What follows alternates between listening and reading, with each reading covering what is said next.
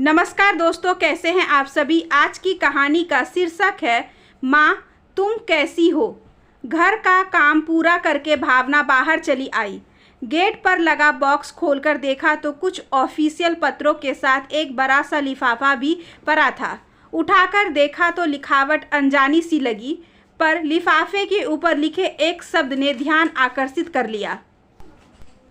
पीले रंग के लिफाफे पर लाल रंग के बड़े अक्षरों से लिखा था, सरप्राइज। क्या होगा इसमें? किसी भूली बिसरी सहेली का पत्र या किसी स्नेही रिश्तेदार द्वारा भेजा गया कोई शुभकामना कार्ड। सोचते हुए भावना ने लिफाफा खोला तो एक तस्वीर सामने थी। कितनी सुंदर तस्वीर है। तस्वीर देखते ही वो एक विलक्षण अनुभूति से सराबोर हो उठी।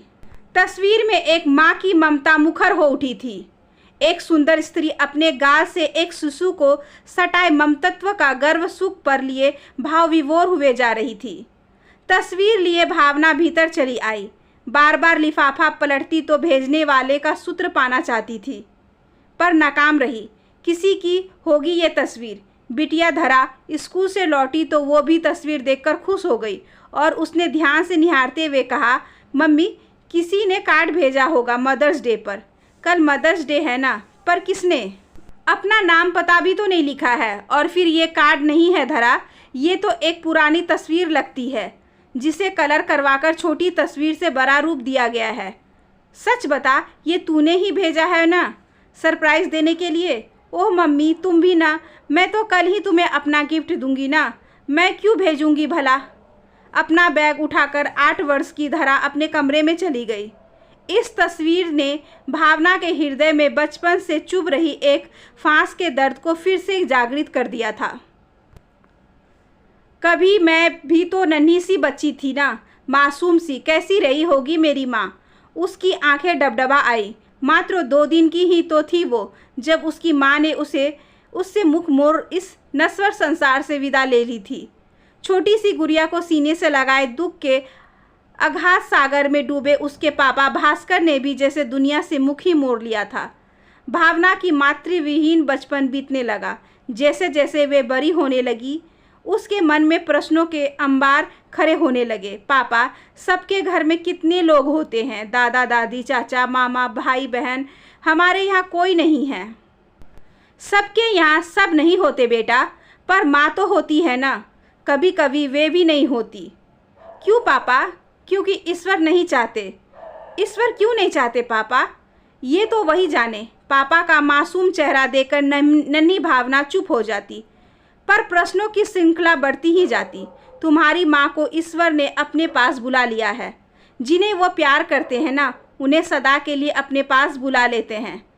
पापा की कही इस बात को भावना ने हृदय से गहरे तक उतार लिया था और ऊपर से सागर की तरह शांत दिखने लगी थी। भावना भी कम उम्र में परिपक्व होने लगी थी, पर माँ सदा उसकी सोच में जीवंत रहती। कैसी होगी माँ? रात के घने अंधकार में अपने बिस्तर पर करवटें बदलती वो अक्सर अपनी कल्पना में माँ के कई चित्र बनाती मिटाती। पापा, माँ की एक भी तस्वीर हमारे पास क्यों नहीं है? पूछा भी था उसने एक दिन। पापा का चेहरा गहरी पीड़ा से भर उठा था। उसके सिर पर हाथ फेरते हुए विलय स्वर में उन्होंने बताया था, बेटा जब वो हम दोनों को छोड़कर गई तो मैं गुस्से में पागल हो गया।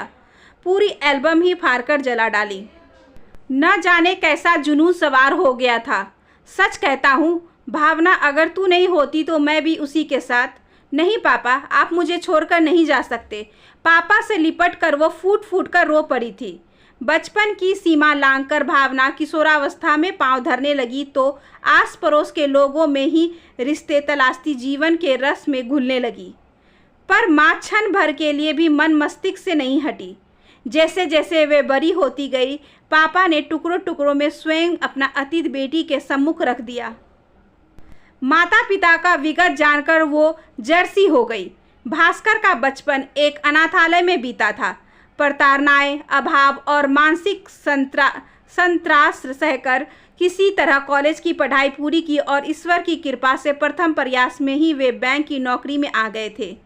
एक दिन अचानक उनकी मुलाकात अपनी एक सहकर्मी वंदना से हुई और उन्हें लगा जैसे सब किस्मत उन पर मेहरबान होने लगी है। सारी सृष्टि ही मानो उनकी मुट्ठी में समाहित होने को उतावली हो उठी है। इस मुलाकात ने धीरे धीरे प्रगाढ़ रूप ले लिया और दोनों ने विवाह के अटूट बंधन में बंध जाने का निर्णय ले लिया। पर वंदना के परिवार वालों ने इस रिश्ते को स्वीकार नहीं किया। उच्च कुलीन ब्राह्मण परिवार की बड़ी बेटी थी वंदना और अनाथालय में पले बढ़े भास्कर न जात न कुल का पता और न धर्म का। पहले तो वंदना ने भी परिवार और समाज के सामने आजीवन अविवाहित रहने का प्रण ले लिया, इस विवाह से इनकार कर दिया था। लेकिन अंततः भास्कर की निश्चल वेदनापूरित आंखों के सामने अपना हृदय हार बैठी थी और इस विवाह ने मायके से हमेशा के लिए उसके संबंधों पर विराम लगा दिया था। भास्कर ने अधिक प्रयास किया था इस नाते को जोड़ने का, पर असफल रहे थे। तुम अब हमारे लिए जीवित नहीं रही, तुम्हारा श्रद्धा क्रम हम संपन्न कर चुके हैं लड़की। वंदना के पिता और दोनों बड़े भाइयों का क्रोध 7वें आसमान पर था। देहरी पर बिलखती माँ और छोटी बहन को पीछे छोड़कर वंदना पति के साथ हृदय पर भारी घाव लिए लौट आई थी। भास्कर के प्रेम ने खुशियों से उसका दामन भर दिया था, पर नियति तो कुछ और ही चाल चलने वाली थी। बच्ची के जन्म का उल्लास भी दोनों अच्छी तरह मना नहीं पाए थे कि अचानक अत्यधिक रक्तस्राव के कारण दूसरे ही दिन संध्या काल में वंदना भास्कर के जीवन में अंधकार छोड़कर चली गई। नन्ही बेटी को कलेजे में अमूल्य निधि की भांति सहेजे भास्कर पाषाण प्रतिमा में बदल गए थे। वंदना गई तो वे शहर ही छोड़ दिया। भास्कर ने तबादला करवाकर पटना चले आए। बनारस से कोसों दूर भावना को पिता का इतना प्यार मिला कि उसकी मुट्ठी छोटी पड़ने लगी। उसकी हर इच्छा का उत्तर हाँ होता था। क्या मैं एक बार भी ननिहाल नहीं जा सकती पापा? उसके इस भावपूर्ण प्रश्न का उत्तर भी पापा ने पहली गाड़ी से बनारस ले जाकर दिया था। ननिहाल के वैभव का सूचक भवन का द्वार खुला तो संवेदना की अपार भेंट मन में समेटे आनंद मग्न भावना जैसे आकाश से गिरी। तुम यहाँ क्यों हो आई हो? उसके नाना का कठोर स्वर वातावरण को भी जर बना गया था। तभी पीछे से आकर ही एक युवती ने भावना को कलेजे से भींच लिया था। भीतर चलो अर्चना, हमारा इनसे कोई रिश्ता नहीं। एक कठोर स्वर और गूंजा था। मन पर भारी बोझ लिए पिता पुत्री लौट आए थे और माँ की एक तस्वीर मांगकर लाने की भावना की मासूम इच्छा धूमिल हो गई थी। मात्र 8 वर्ष की उम्र में उसे गहरा धक्का मिल गया था। फिर समय अपनी गति से अविराम चलता रहा। स्नातक की पढ़ाई पूरी करके वह उसका विवाह विजय के साथ संपन्न हो गया और वे पिता का घर छोड़कर पति के घर आ गई। ममतामयी सास और 2 बड़ी स्नेहीमयी नंदों ने प्यार से उसका रिक्त दामन भर उठा, पर मन में से फांस नहीं निकली। न जाने कैसी होगी मेरी माँ। वो कई बार बचपन में आईना देखकर सोचती, क्या वो मेरे जैसी थी? तुम तो बिल्कुल मुझ पर गई हो भावना। कहते हैं ना, पितृमुखी सदा सुखी। पिता और उससे जुड़े सभी लोगों की इस बात ने उसके मन में बन रहे माँ की बीम को पुनः धुंधला कर दिया था। पति विजय एक सुलझे हुए इंसान थे। ईश्वर ने सुख की हर किरण से भावना का अंतर्मन आलोकित किया था। धरा का जन्म हुआ तो उसे लगा वे परिपूर्ण हो गई है, पर नन्ही धरा को सीने से लगाए अक्सर वो धरा में स्वयं को और स्वयं में अपनी अनदेखी माँ को जी उठती थी। मैं तुम्हारी हर इच्छा पूरी कर सकता हूँ भावना, पर मैं समझ नहीं पा रहा हूँ कि तुम्हारी इस पीड़ा का क्या उपाय करूँ। कभी कभी विजय भी बेहद दुखी हो जाते थे। उसने तो इस दर्द को सहेजना सीख लिया था, पर आज इस तस्वीर को देख कर न जाने क्यों उसकी वेदना फिर मुखर हो उठी थी। मम्मी, आज खाना नहीं मिलेगा क्या? धरा उसके कंधे पर झूल गई तो वो वर्तमान में लौटी। खाना खाकर धरा तो सो गई, पर भावना रात भर करवटें ही बदलती रही। दूसरी सुबह धरा को स्कूल भेजकर वो घर के कामों में लग गई। विजय शाम को लौटने वाले थे। उसे पति का मनपसंद खाना भी बनाना था। तभी फ़ोन की घंटी बजी। हेलो, उसने कहा। मुझे भावना से बात करनी है। दूसरी ओर से एक नारी स्वर उभरा। मैं भावना ही बोल रही हूँ। आप कौन? तुम मुझे नहीं जानती, पर मैं तुम्हें अच्छी तरह से जानती हूँ। कैसे? एक ऐसे व्यक्ति के माध्यम से जो तुम्हें बहुत प्यार करता है। वो हंसी। कहीं रॉन्ग नंबर तो नहीं लग गया? भावना सोच में पड़ गई। फिर बोली, शायद आपने गलत नंबर डायल किया है। नहीं भावना, मुझे तुमसे ही बात करनी है। कभी कभी खून के रिश्ते भी कितने बेईमानी हो जाते हैं ना। गैरों से भी ज़्यादा पराये अपने लगने लगते हैं। और कभी कभी एक ऐसा व्यक्ति जिससे रक्त संबंध नहीं होता, वो अचानक परायेपन की पीड़ा झेल रहे खून के दो अटूट रिश्तों को फिर से जोड़ देता है ना आश्चर्य की बात? उस स्त्री ने कहा तो भावना हतप्रभ रह गई। आप पहेलियां क्यों बुझा रही हैं? आप अपना परिचय दीजिए, अन्यथा मैं फ़ोन रख रही हूँ। भावना आपा खोने लगी थी। मैं आ रही हूँ, मेरा इंतज़ार करना। और हाँ, तुम्हें एक सरप्राइज़ तो मिला ही होगा ना, उधर से कहा गया और फ़ोन कट गया। सरप्राइज? क्या वो तस्वीर? पर ये है कौन? भावना पेशो पेश में पड़ गई थी।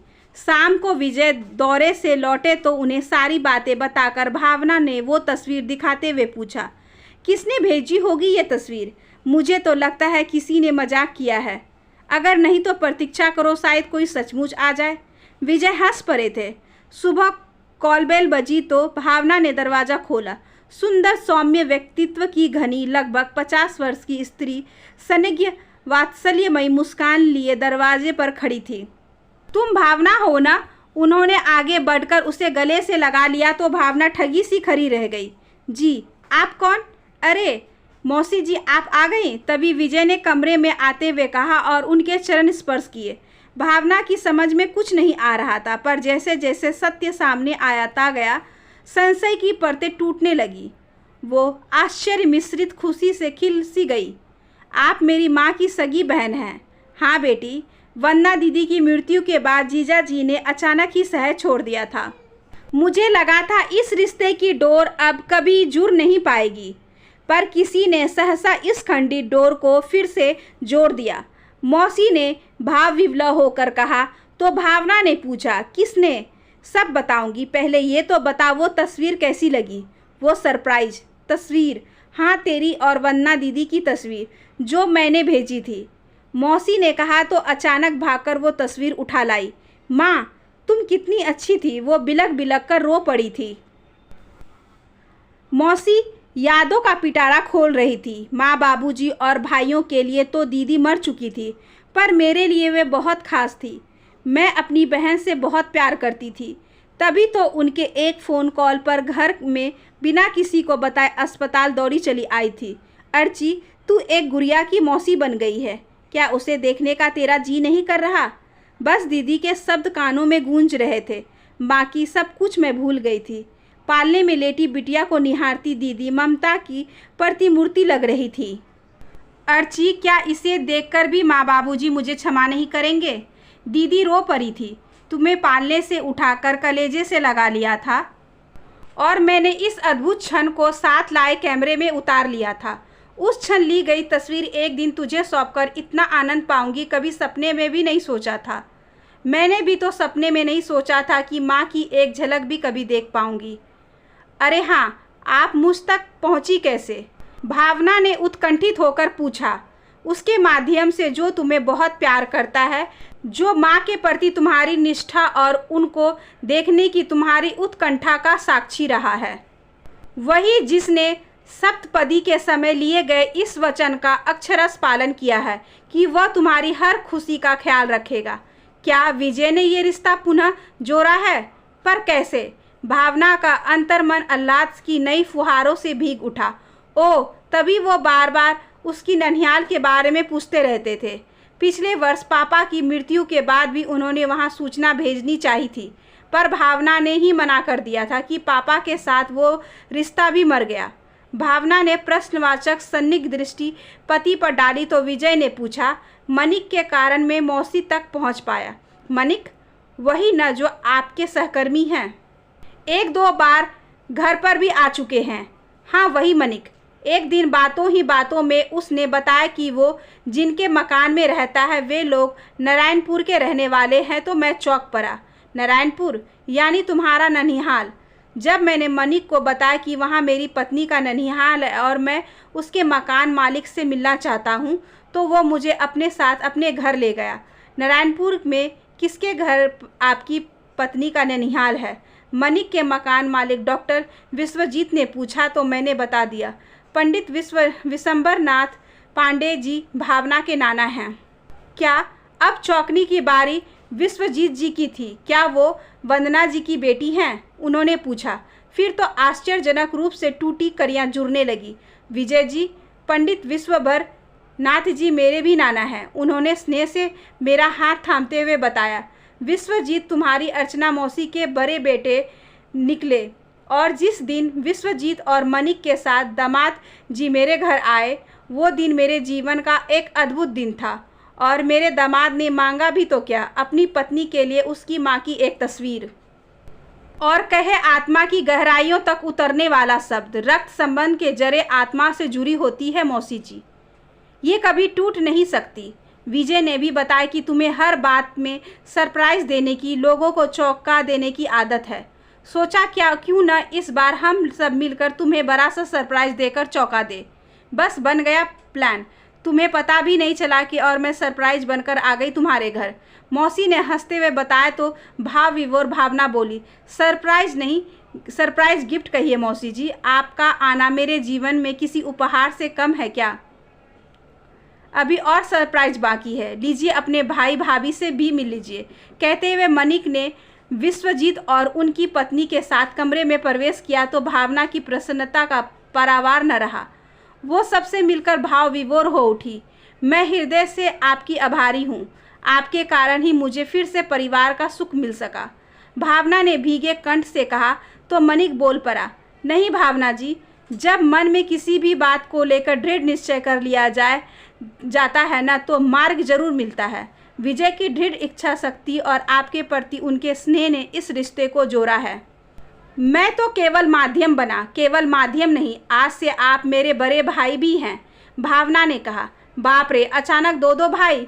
मैं तो गया काम से। वो कहावत है ना, सारी खुदाई एक तरफ, पत्नी का भाई एक तरफ, विजय ने कहा तो सभी हंस पड़े। रिश्तों भी सौंधी सुगंध में से कमरा भर उठा। एकांत के क्षणों में विजय ने पूछा, अब तो खुश हो ना? बहुत खुश। बचपन से ही मैं जिस प्रश्न को लेकर जूझती रही हूँ, उसका उत्तर इतना मनोहर, स्नेहिल, अद्भुत और आनंददायक होगा, मैंने कभी सपने में भी नहीं सोचा था।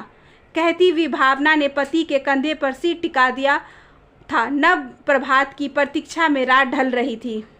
आशा करती हूँ कि आज की ये छोटी सी कहानी आपको अच्छी लगी होगी। अगर अच्छी लगी हो तो please like, share and subscribe करें हमारे चैनल को, ज़्यादा से ज़्यादा शेयर करें और बेल आइकन को ज़रूर प्रेस कर लें ताकि अगली वीडियोस की नोटिफिकेशन आपके पास सबसे पहले पहुँचे। धन्यवाद।